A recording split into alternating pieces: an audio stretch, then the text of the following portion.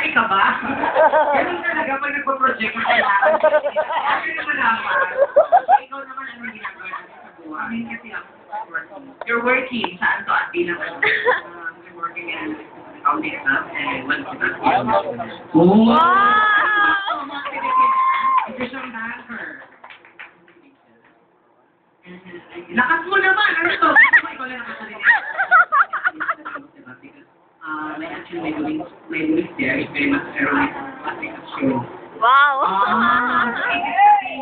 You're taking the risk. Kumbaga, if ever you're going to mention the bank. Actually, yung sa iba naman kasi parang okay lang mag-mention kung saan sila nag-work kasi parang free advertisement. But for her, it's very ironic no? Kasi pag-version ito tapos ma-apektuhan yung mga credibility niya. Correct!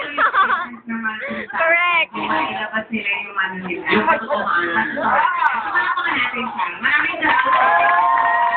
Hindi interesting. Ano mo itong mga ito? Friends. Wow! Ilang set ba ito? Wala ka pa, maraming set kami, isang set na.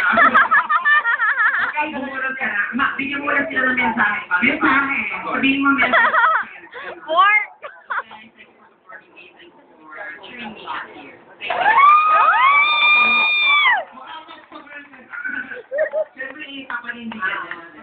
Okay.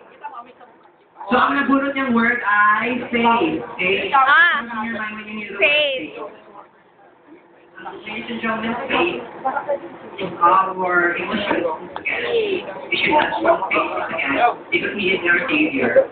He gave us life. He gave us everything. And then I think life is the most precious gift that we have given. That's all. Thank you guys.